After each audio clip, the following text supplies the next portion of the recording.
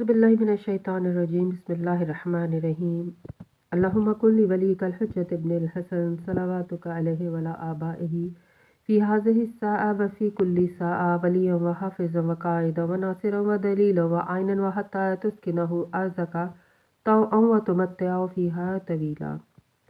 अस्सलामु अलैकुम सामीन, हमारे चैनल ज़िक्र उला में खुश आमदीद।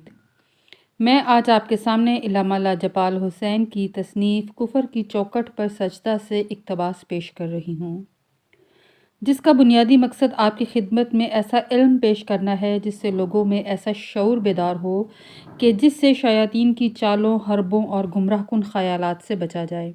अगर आप इस किताब का मुकम्मल मुताला करना चाहते हैं तो इस किताब की PDF को हमारी वेबसाइट www.idarakhatamulauliya.com से फ्री डाउनलोड कर सकते हैं। अहले बैत मोहम्मद की नुसरत ना करने वाले का क्या अंजाम होगा?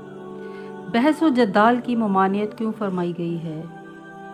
तकवा से खाली दिल पर वाज व नसीहत का क्या असर होता है? बदनसीब बहाना। उमर बिन कैस ने कहा कि हम अपने चचाजाद भाई के साथ हज़रत इमाम हुसैन अलैहिस्सलाम की खिदमत में गए। थोड़ी देर हज़रत से गुफ्तगू हुई। हज़रत ने फरमाया, जैसा कि तुम्हें मालूम है कि हम लोगों ने कुफा जाने का इरादा किया है और वहाँ जाकर बातिल के ख़िलाफ़ महाज आराई करें। क्या तुम इसलिए आए हो कि मेरी मदद करो? उमर बिन कैस कहता है कि मैंने कहा कि मैं बीवी और चंद फर्जंद रखता हूँ और उनके खर्च को पूरा करना चाहिए, इसलिए कि मेरे अलावा उनका कोई नहीं है। नीज़ लोगों के अमवाल भी मेरे हाथ में हैं। ज़रूरी है कि वो उनके मालिक और साहब तक पहुँचा दूँ। मुझे नहीं मालूम कि आपका अंजाम क्या होगा और मैं नहीं चाहता कि लोगों की अमानत मेरे हाथ से तल्फ हो जाए। मेरे चचाजाद भाई ने भी मेरी ही तरह की बातें कही। हज़रत ने जवाब में कहा कि जब तुम मेरी मदद नहीं करोगे तो फिर इस जंगल से जल्दी दूर चले जाओ। ऐसा ना हो कि मेरा नाला सुनो और मुझे देखो। जान लो कि जो शख्स हम अहले बैत की बेकसी का नाला सुने और हमें देखे और हमारी नुसरत व मदद ना करे, खुदावंद आलम पर सजावार है कि उस शख्स को मुंह के बल जहन्नुम की आग में हमेशा के लिए डाल दे। रसूल करीम सल्लल्लाहु अलैहि वसल्लम ने इरशाद फरमाया कि किसी बंदे के ईमान की ताकत उस वक़्त तक मुकम्मल नहीं होती जब तक वो बहस व जद्दाल को छोड़ न दे, खा वो बहस में हक पर भी हो, क्योंकि आप फरमाते हैं तुमसे पहले वाले लोग बहस व जद्दाल से हलाक हुए थे। ये बहस व जद्दाल छोड़ दो, क्योंकि मोमिन कभी ऐसा नहीं करता। इस आदत को तर्क कर दो, क्योंकि बहस व जद्दाल करने वाला मुकम्मल खसारा उठा चुका है। इसको इसलिए भी तर्क कर दो कि मैं झगड़ालू शख्स की शफाअत नहीं करूँगा। बहस व जद्दाल को छोड़ दो तो मैं जन्नत में तुम्हारे लिए 3 दरवाज़ों की जिम्मेदारी लेता हूँ। इसका अदना दरवाज़ा बागों में खुलेगा। औसत और आला दरवाजे उस शख्स के लिए होंगे जो बहस व जद्दाल को छोड़ देगा और वाक़अतन वो सच्चा भी हो तो भी बहस को तर्क कर दे, इसलिए कि मेरे अल्लाह ने बुत परस्ती के बाद सबसे पहले जिस बात की ममानियत की है वो बहस व जद्दाल है। यानी मालूम हुआ कि बहस व जद्दाल इंसान को शिकवा शिकायत तक ले जाता है और बाद में इंसान कुफर की तरफ चल पड़ता है, क्योंकि बुत परस्ती भी कुफर है, इसलिए अल्लाह इस आदत को पसंद नहीं करता। बेतकवा दिल को नसीहत। कभी ऐसा होता है कि वाज़ो नसीहत उस दिल को जो तकवा इलाही से खाली हो बदतर कर देती है और उसका कुफर आश्कार हो जाता है। करबला के खून आशाम वाक़ये के बाद शोहदा के सरों को बदन से जुदा किया गया और सरों को नेज़ों पर नस्ब किया गया और कूफा की जानिब काफ़िला रवाना हुआ। हाकिम कूफा इब्ने ज़ियाद था। जब इमाम हुसैन अलैहिस्सलाम के सर मुबारक को नेज़े पर उसने देखा तो हुक्म दिया कि सर मुबारक को लाया जाए। जब उसने इमाम हुसैन अलैहिस्सलाम के सर मुबारक को अपने नजस हाथ में लिया तो एक खून का कतरा इब्ने ज़ियाद की टांग के ऊपर टपका और उसने उसकी रान में सुराख कर दिया।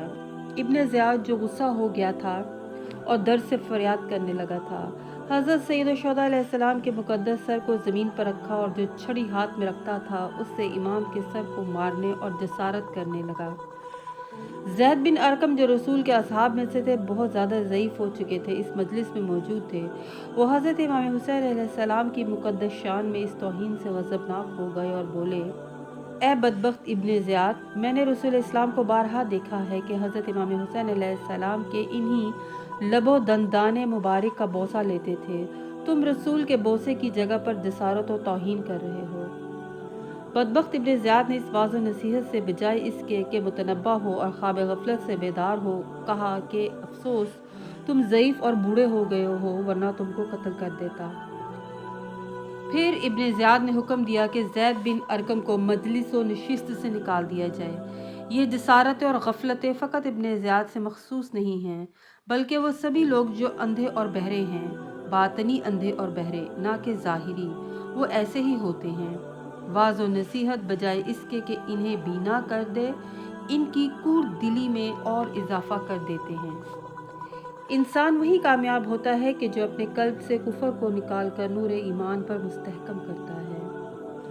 جو لوگ امیر کائنات کی خدمت میں کفر کے ساتھ آتے تھے لیکن ان کی نیت ایمان لانے کی ہوتی تھی تو آپ ان کو سب سے پہلے ایمان لانے کی شرط کے ساتھ جوابات دیتے۔ سورہ انعام کی آیت 122 میں ارشاد رب العزت ہے، کیا وہ شخص جو مردہ تھا ہم نے اس کو زندہ کیا اور اس کے لیے ایک نور قرار دیا جس کے ساتھ وہ لوگوں میں چلتا ہے، اس شخص کی طرح ہو سکتا ہے جو اندھیروں میں پڑا ہو جن سے وہ نکل نہ سکے۔ اسی طرح کافروں کے لیے ان اعمال کو جو وہ کرتے رہے زینت دے دی گئی۔ اس آیت مجیدہ میں اللہ نے ایک ایسے انسان کے بارے میں مثال دی کہ جس کا قلب مردہ ہو اور پھر اللہ اس کو زندہ کرتا ہے، اور زندہ کرنے کے بعد ایک نور اس کے قلب کا ہمدم بناتا ہے جس کی روشنی سے وہ لوگوں کے درمیان چلتا پھرتا ہے۔